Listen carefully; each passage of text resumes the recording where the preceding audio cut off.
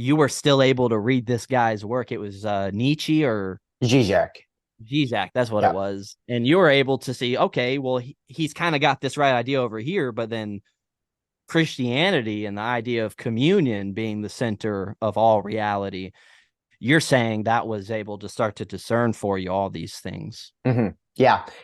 And the thing with Žižek is, I think Žižek is my intuition. I might be wrong. This is purely speculation. I think he is the last Western philosopher in the modern philosophy that starts with Descartes. He really is. He is the end of Cartesianism, because Descartes, the fatal flaw of Cartesianism is starting with the subject, right? Starting with the self-relating epistemology, and to a certain extent, self-relating ontology. And for Descartes, I mean, he was a Christian. The conclusions he came to, they weren't all wrong, but I think the very starting point that he has, start trying to ground your philosophy in the subject. This is a fatal error. This is really the original sin, and it does have consequences that ultimately lead, when you trace out the logic, when you take this little kernel of I would say sin in Descartes, because I think that there is all philosophies correlate to a sort of a spirituality in a weird way, which I'll try to explain. I think that once you take this kernel that Descartes had and fully develop it, you get Žižek, and Žižek's subject is the Cartesian cogito, but the Cartesian cogito who's been fully emptied of all of its substantial life, all of its, what Žižek calls its content, to the point where you just have this void. And this void of the pure empty subject, this is hell. This is just hell. This is how C.S. Lewis describes hell. This is how my hero, Father Demetrius Staniloae, describes hell. And Žižek even uses the exact same language as Orthodox and other Christian theologians will use to describe hell. He'll use that exact same language to describe his subject. He'll talk about how the subject at its core is this undead or living death. And I'm like, living death? This is clearly Gehenna. And I think that because we've got to the point where we've literally reached the abyss of hell, philosophically speaking, I don't know where we can go from here. I think anything else is just, if there are any other philosophers, they're either going to be some sort of repetition of previous philosophers. But yeah, I mean, like in the past 20 years, there have been no new, really original philosophers. I think really the last original philosopher in the Western tradition is Žižek. So I think he's sort of the end there. And to sort of develop what I was saying about the correlation between philosophical ideas and spirituality, this is an idea that is so foreign to us, but it was basically taken for granted in the medieval world. Not just the correlation between philosophy and spirituality, but the correlation between spirituality and every other domain of human knowledge and human experience. They all fit within this one logic, because for them, this, and you can only have this idea if you agree with the medievals that when we know anything, we're knowing something about the logos. There is something, an intrinsic rationality to the world where everything fits together and is all united in the logos, in Christ. And for example, C.S. Lewis talks about this in his book on the medieval worldview called The Discarded Image.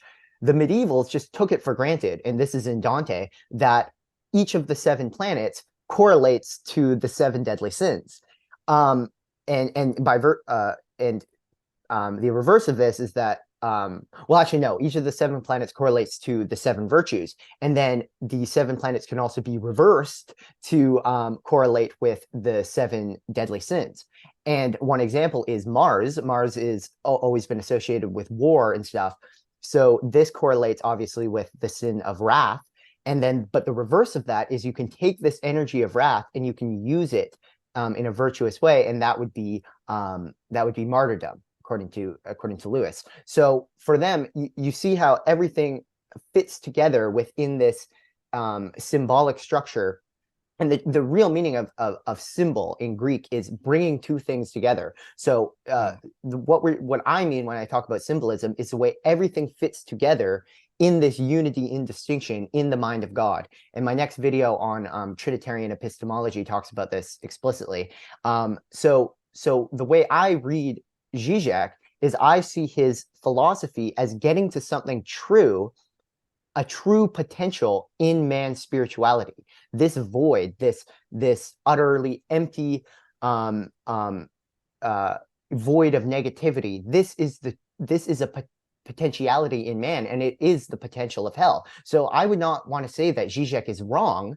I would say that the context that he places his ideas in are wrong. But I think he's completely right. This is truly something, he is truly getting at something correct here. While Žižek would say that this is what actually exists at the core of the subject. When you get deep down, you have this void, this negativity. And I think there probably is something true to that as well. But I would more like to say that this void exists in potential, and we have traces of it, and we can find it insofar as we are still fallen, right? We are still fallen. So this void of pure consuming negativity, which is the essence of sin, it's withdrawal from communion. This does exist within us. It just has yet to be fully actualized. Hopefully it isn't actualized for any of us, but that's the correlation I see between philosophical ideas and spirituality. And I do think that I'm willing to bet that every philosophical idea, insofar as it gets to something true, it can be correlated to something within the spiritual life. And by extension, I think it can be correlated to basically anything in the world, because everything exists within the mind of God, and everything, insofar as it exists, is in communion with everything else, and everything gives context to everything else. So I'm not doing the best job of explaining this, but that's the value I see in Žižek. I really do think he is the philosopher of hell. And for that reason, I don't think there is, I don't really know where else philosophy can go. We've descended all the way down to the levels of hell. We've got to the pure, empty subject itself. I honestly don't know where philosophy can go from here. So I think my intuition is that the next great philosophers are going to be Christian. I do think we are at sort of a very similar stage to where maybe when Aristotle was living, because just a few centuries later, Christ came, and then the church took Aristotelian and Platonic philosophy and developed it for our own means. So I'm not going to claim that I think this new Christian revival is going to happen in my lifetime. It may, who knows? I don't know God's will here. But I do think we're sort of at the breaking point in Western philosophy, where we've just gotten to the point where it's like, okay, we've reached the abyss of hell. Where do we go from here? And I think the answer to that, where do we go from here, is recognizing that we have reached the abyss of hell. We have reached the as far as you can go in this, what I would say is a self-relating, non-communal ontology in philosophy. And from here, you either remain there, or you sort of, in a very I would say almost disingenuous way, you go back in time, try and cultivate these other philosophies that have already been transcended, or we can have a leap of faith and embrace God, which is what I'm hoping. I'm hoping that philosophy is going to start moving in that direction, obviously. So